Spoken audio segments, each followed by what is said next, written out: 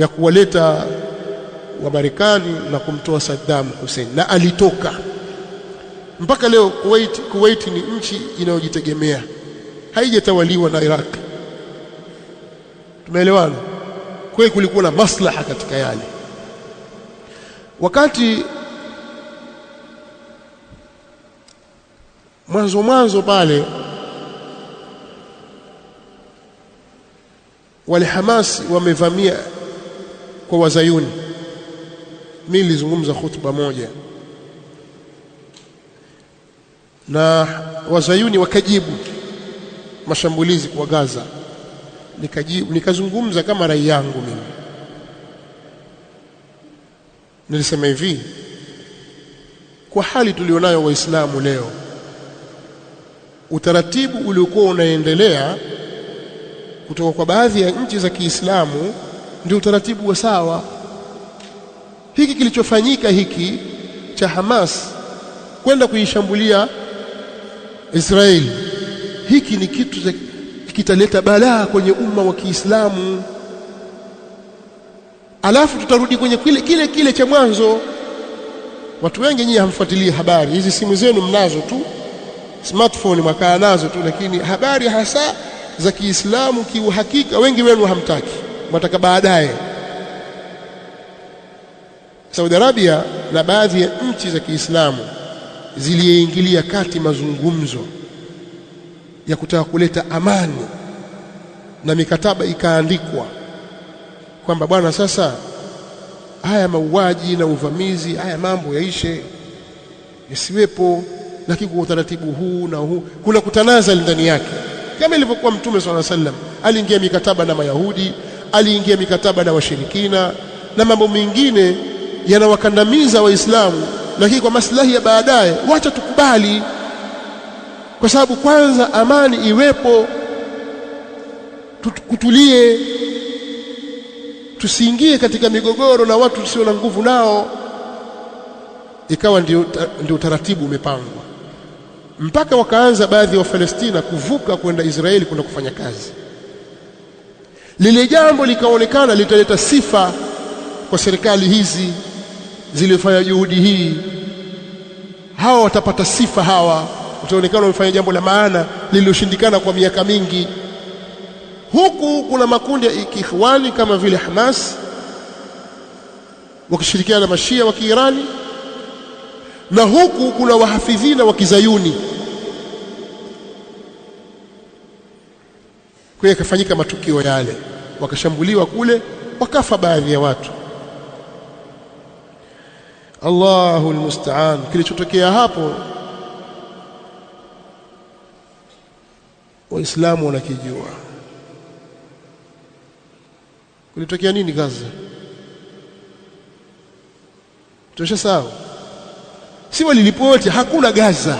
Nchi yote waliifanya tahta al-anqab, vunja miji yote eti watafuta Hamas waliojificha katika mapango. Hebu angalia jambo la ajabu. Nyinyi ndio askari, nyinyi ndio wenye silaha, nyinyi mmeingia kwenye nafaka chini ya ardhi huko, mabomu yakipigwa hayawapati, lakini juu kuna wake zenu na watoto wenu. Kwa mabomu yakija yawapate wale. Wengine wamekimbia wako nchi nyingine wasemea huko. Alafu mwataka huruma ya Waislamu, huruma ambayo haitaweza kutokea. Nchi gani ya Kiislamu ilijitokeza kenda kwa nusuru? Hakuna. Irani bwana, Irani haja kwenda kwa nusuru watu wa Gaza. Alichokifanya yeye, kauliwa kiongozi wao fulani, watajibu mashambulizi drones. Sasa sijui walenga kweli au si kweli, lakini wakifanyiwa tukio walipiza. Watakaa imepigwa mitambo sio nyuklia sio nini, watalipiza, alafu warudi watulia. Lakini mbona kila siku watu wauliwa?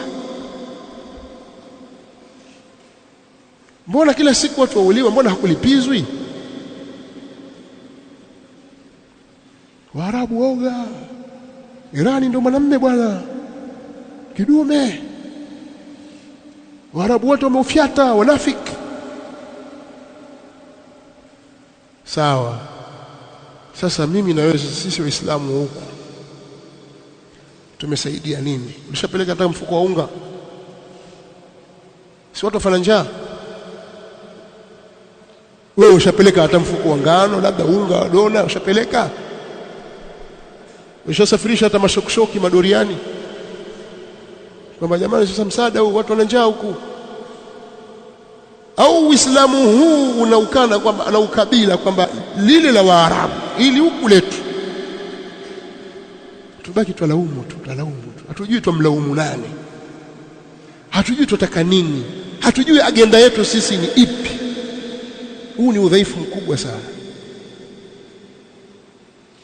Sasa watu wamerudi sasa hivi watakaokaa mazungumzo wapatane, sio shapatana, na wengine wanasema kwamba nchi ile itakayejengwe alafu Bill Clinton ndo awe kiongozi mkuu wa nchi ile asimamie.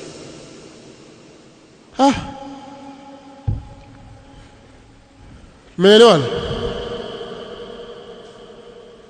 Muone hii scenario na mambo yanavyokwenda. Lakini balaa zote hizi zimeletwa na jamaa ya al-Ikhwan al-Muslimin. Jamaa al-Ikhwan al-Muslimin ina makundi mengi ikiwemo Hamas na mengineyo. Wana makundi mengi, vitapo vingi na tanzu vingi kila mahali, na mawakala wao mpaka huku kwetu hapo. Na hizi fikra pia zikaja katika miji yetu, watu watakusimamisha dola katika nchi zetu. Islamu sio waoga, dola.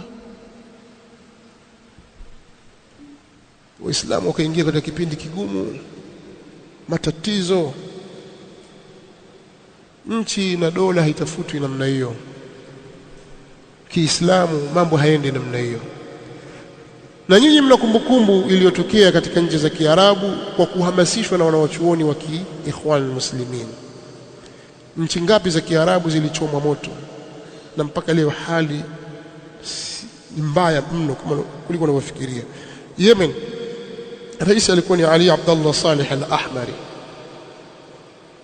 Kilichomngoa ni mapinduzi, maandamano. Unakumbuka hilo? Alitoka ule wakamuua. Washamzika? Hawajamzika bado, walimweka kwenye friji yule. Nakumbuka hivyo. Mahuthi wale ifadhi watalipa kisasi. Sikumbuki sasa hivi kama karibuni labda walimzika au vipi. Tunis ndiko walipoanzia. Misri mnakumbuka Muhammad Husni Mubarak atoke. Na kabla ya miaka ya nyuma Algeria ilitokea hiyo. Abdulaziz Bouteflika must go. huku Libya hadith wala haraj. Sasa hebu ziangalieni hizi nchi, afu angalieni hizi fatawa za hawa wanawazuoni wa Kiikhwan. Tukikaa tu wasifu kwamba wanawazuoni wana msimamo, wana hivi, wana vile, wana vile. Wakitaja wanawazuoni wengine wanaokemea, kazi yao kukosoa watu tu.